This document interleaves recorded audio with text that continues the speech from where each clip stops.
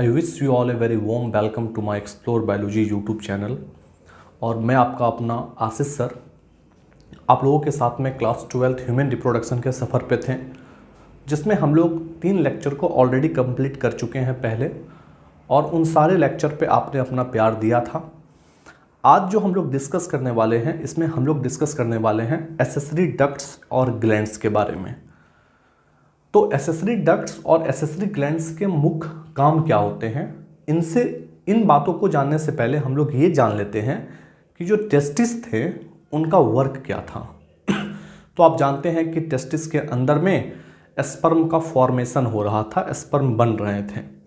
उसी प्रकार जब उसके अंदर में स्पर्म बन रहे थे तो क्या स्पर्म बन करके क्या टेस्टिस में ही रह जाना था, या उनकी तो एक लंबी जर्नी तय करना था। तो उन्हीं लंबी जर्नी को तय करने के लिए हम लोग एसेसरी डक्ट्स और ग्लैंड्स के बारे में पढ़ेंगे कि एसेसरी डक्ट्स और एसेसरी ग्लैंड्स का वर्क क्या होता है। सबसे पहले तो आप हमेशा जान लीजिएगा कि एसेसरी ग्लैंड्स और एसेसरी डक्ट्स का वर्क होता है स्पर्म को मैच्योर करना, स्पर्म को ट्रांसपोर्ट करना और स्पर्म को स्टोर करना। ये एसेसरी डक्ट्स का मुख्य काम है, और तब जाकर के एक स्पर्म जो होता है वो मैच्योर्ड और मोटिलिटी के गुण पे आता है। तो चलिए अब थोड़ा सा स्टार्ट करते हैं और देखते हैं कि जो हमारा एसेसरी डक्ट्स और एसेसरी ग्लैंड्स की टॉपिक है। और याद रखिएगा ये हमारा लेक्चर नंबर 4 है, याद रखना है आपको, ये हमारा लेक्चर नंबर 4 है जो हम लोग आज कंप्लीट करेंगे। तो एसेसरी डक्ट्स और एसेसरी ग्लैंड्स के बारे में हम लोग थोड़ा सा जानते हैं। Ducts and glands the help the transport, एक जगह से दूसरे जगह तक ले जाना, एंड स्टोरेज, उसको व्यवस्थित करके रखना, एंड मैचुरेशन, और उसमें परिपक्वता आना ऑफ गैमेट्स। तो मेल गैमेट्स के बारे में बात कर रहे हैं तो वो तो ऑलरेडी स्पर्म होता है, और स्पर्म का दूसरा नाम स्पर्मेटोजोआ होता है। हम लोग लेक्चर नंबर 3 के अंदर में स्पर्मेटोजेनेसिस को कंप्लीट पढ़ चुके हैं और कंप्लीट जान चुके हैं कि स्पर्मेटोजेनेसिस में स्पर्म का निर्माण किस प्रकार से होता है।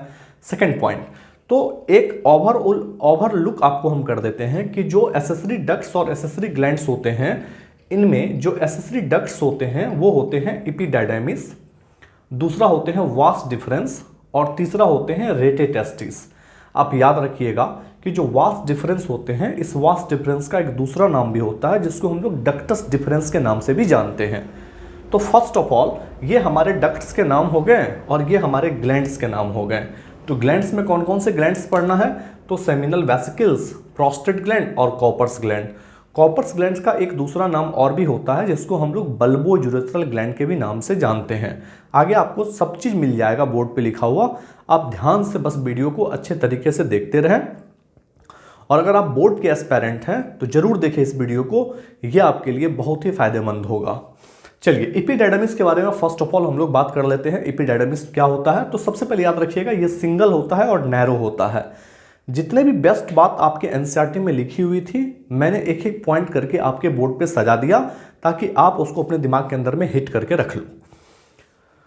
Connect testicles to the vas deferens, आप जानते हो ना कि जो टेस्टिकल्स होते हैं, ये टेस्टिकल्स क्या होते हैं, जो टेस्टिकल्स होते हैं ये एक्चुअली में टेस्टिस और प्लस एपिडाइडाइमिस को मिला करके बोलते हैं। Testis plus epididymis is called testicles, याद रखना है। लेंथ 6 से 7 मीटर तक की होती है, हाईली कॉन्वोल्यूटेड ट्यूब्यूल्स होती है एपिडाइडाइमिस, जानते होइएगा आप। रीसाइक्लिंग एंड फाइगोसाइटिक सेंटर, आप जानते हैं ना कि एक व्यक्ति के शरीर के अंदर में जब एक व्यक्ति का जन्म होता है तो प्यूबर्टी एज आती है, और प्यूबर्टी एज के बाद उसमें स्पर्म का प्रोडक्शन होना स्टार्ट हो जाता है, और जब तक वो व्यक्ति मर नहीं जाता है तब तक उसके अंदर में स्पर्म बनते रहती है। हाँ, ज़्यादा समय हो जाने के बाद, ज़्यादा एज हो जाने के बाद स्पर्म का जो मोटिलिटी होता है, स्पर्म की जो वाइबिलिटी होती है उसमें थोड़ी सी कमी आ जाती है। ऐसा नहीं होता कि स्पर्म का प्रोडक्शन ही रुक जाता है, स्पर्म का कॉन्टिन्यू प्रोडक्शन होते रहता है टिल द डेथ, जब तक कि उसकी मृत्यु ना हो जाए। तो रिसाइकलिंग सेंटर, तो इतने सारे स्पर्म बनते हैं तो क्या इतने सारे स्पर्म बाहर भी निकल रहे होते हैं? नो। तो अगर इतने सारे स्पर्म बाहर नहीं निकल रहे होते हैं तो स्पर्म जाते कहाँ हैं? तो स्पर्म का फाइगोसाइटिक सेंटर हो जाता है, फाइगोसाइटिक हो जाता है, जो कहलाता है एपिडाइडमिस। तो अगर आपसे क्वेश्चन पूछ दिया जाए कि फाइगोसाइटिक सेंटर किसको कहा जाता है, तो आप आंसर दे दोगे एपिडाइडमिस, याद रखना है आपको। And the protect and the store the sperm and facilitate there the functional maturation. मैं आपको यह भी बता देना चाहता हूं कि स्पर्म जो है वो पूर्णतः मैच्योर्ड नहीं हो पाता है इन एपिडाइडमिस के अंदर में, या वास डिफरेंस के अंदर में, या सेमिनल वेसिकल्स के अंदर में। ये पूर्णतः मैच्योर्ड कब होता है? जब ये फीमेल जेनिटल ट्रैक्ट के अंदर में इंजेक्ट होते हैं, तब फीमेल जेनिटल ट्रैक्ट के अंदर में जब ये जाते हैं, तब जाकर के जब सर्विक्स का और यूट्रस का फिर फॉलोपियन ट्यूब के रास्ते को ये जब सफ़र करते हैं, तब जाकर के इसके अंदर में फाइनल मैच्योरिटी आती है। और ये भी बात हम आपको बता देते हैं कि जो एपिडाइडमिस होती है उसके अंदर में स्पर्म जो है वो 1 मंथ तक सर्वाइवल रहती है, जबकि फीमेल जेनिटल ट्रैक्ट के अंदर में स्पर्म का जो लाइफ स्पेन है वो मात्र 72 आवर्स है, याद रखना है आपको। And the protect and the store sperm and the facilitate there the function and maturation and sperm storage, maturation and motility. तो एपिडाइडमिस के अंदर में स्पर्म का स्टोरेज होता है, स्पर्म में मोटिलिटी आती है और स्पर्म में मैचुरेशन आता है। एपिडाइडमिस का 3 भाग होता है, हम फर्स्ट लेक्चर में कवर कर चुके हैं आपके साथ में। तो जो स्पर्म होती है, जो एपिडाइडमिस होती है, इसके 3 भाग होती है। इसके ऊपर वाले को हम लोग कैपुट एपिडाइडमिस बोलते हैं, और इसके बीच वाले जो बड़ी वाले रीजन होते हैं उसको कॉर्पस एपिडाइडमिस बोलते हैं, और जो अंतिम वाले होते हैं उसको हम लोग कॉर्डा एपिडाइडमिस बोलते हैं, याद रखना है। अब एक टर्म है आपके पास में कैपेसिटेशन, इसका मतलब समझिए क्या होता है। Capacitation is the process of the final maturation, और आपको बता देना चाहते हैं कि final maturation female genital tract के अंदर में स्पर्म का होता है। अगर मेल रिप्रोडक्टिव सिस्टम के अंदर में सेकेंडरी जो हम लोग का एसेसरी डक्ट्स है और एसेसरी ग्लैंड्स है, ये सिर्फ और सिर्फ क्या करते हैं, उसको मैच्योर करने के लिए एबल करते हैं, जबकि फीमेल जेनिटल ट्रैक्ट के अंदर में जाने के बाद इसके अंदर में पूर्णतः मैच्योरिटी आ जाती है, और तब जाकर के ये सेकेंडरी oocyte को भेद देती है और फिर जाइगोट का फॉर्मेशन होता है। तो maturation which the enable the sperm to causes the fertilization, जब तक स्पर्म सेकेंडरी oocyte तक नहीं जाएगा खुद चल करके, खुद रास्ता को तय करके, तब तक उसके अंदर मैचुरेशन नहीं होता है, और इसी प्रोसेस को कैपेसिटेशन बोलते हैं। अब बात करते हैं डक्टस डिफरेंस के बारे में रखना है। तो जो डक्टस डिफरेंस होती है, इसको second store house of sperm के नाम से भी जानते हैं हम लोग। 40 to 45 सेंटीमीटर लॉन्ग होती है, एंड स्वेलिंग पोर्शन इसका एम्पुला होता है। अब हम आपको एक चीज बता देना चाहते हैं कि जो डक्टस डिफरेंस होती है, इसका जो शेप होता है ना, वो कुछ इस प्रकार का होता है। आप थोड़ा सा देख लो बोर्ड पे, इसका शेप कुछ इस प्रकार का होता है, और इसी वाले पार्ट को हम लोग एम्पुला रीजन बोलते हैं, एम्पुला रीजन बोलते हैं। तो याद रखना है, डक्टस डिफरेंस के अंदर एम्पुला वाला रीजन और प्लस सेमिनल वेसिकल्स, मतलब duct of seminal vesicles and duct of ampulla जब आपस में मिल जाते हैं तो इजेकुलेटरी डक्ट का निर्माण हो जाता है, और इजेकुलेटरी डक्ट से आगे यूरेथ्रा हो जाती है, जो यूरेथ्रा को यूरोजेनिटल ट्रैक्ट या कॉमन डक्ट के भी नाम से हम लोग जानते हैं। तो ये थी आपके पास में एपिडाइडमिस, कैपेसिटेशन और डक्टस डिफरेंस की कुछ कहानियां जो आपके दिमाग तक रहना चाहिए। अगर आपको वीडियो पसंद आ रहा है तो बिल्कुल लाइक कर दें। शिक्षा का अधिकार हर व्यक्ति को होना चाहिए। अगर वीडियो पसंद भी आ रहा है तो जरूर से जरूर आप इसको शेयर करें, स्प्रेड करें। शिक्षा बांटने से शिक्षा बढ़ती है, घटती नहीं है, याद रखना है। अब नेक्स्ट पॉइंट पे हम लोग आते हैं, जिसमें हम लोग को पढ़ना है ग्लैंड्स के बारे में।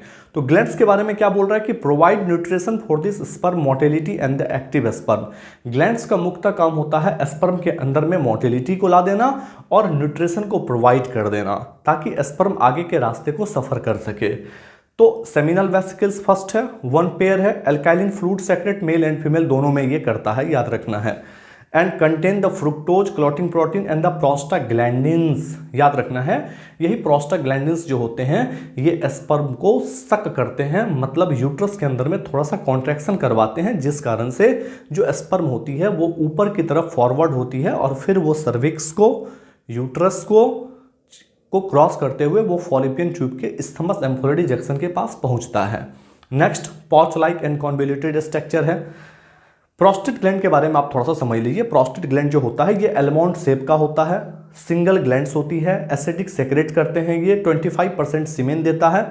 एक बात सेमिनल वेसिकल्स में और दिमाग में रखिएगा कि ये जो है 60% सीमेन को प्रोवाइडेड करता है। थर्ड पॉइंट, सराउंडिंग यूरेथ्रा, ये यूरेथ्रा के चारों ओर होते हैं, मेजर 4 सेंटीमीटर की होती है, slowly increase in birth to puberty. आप जानते हैं ना कि समय के साथ साथ कभी कभी प्यूबर्टी ग्लैंड के अंदर में कुछ इन्फ्लामेशन हो जाती है। तो हम आपको बता देना चाहते हैं कि 30 साल तक एवरेज जो होती है वो प्रोस्टेट ग्लैंड का साइज बढ़ता है और 45 तक जाकर के वो रुक जाता है। अगर इसके बाद भी कुछ प्रॉब्लम आ जाती है तो वहाँ पे इन्फ्लामेशन हो जाती है और उस इन्फ्लामेशन या उस डिसऑर्डर को हम लोग बोलते हैं BPH, जिसका फुल फॉर्म होता है बेनाइन प्रोस्टेट हाइपरप्लासिया। याद रखिएगा इस पॉइंट को, बेनाइन प्रोस्टेट हाइपरप्लासिया। तो enlargement of this prostate gland का इनलार्जमेंट हो जाना, प्रोस्टाइटिस, inflammation of this prostate gland, अगर इन्फ्लामेशन हो गई है प्रोस्टेट ग्लैंड में तो उसको हम लोग बोलते हैं प्रोस्टाटाइटिस। एक होता है prostatectomy, surgical removal of this prostate gland.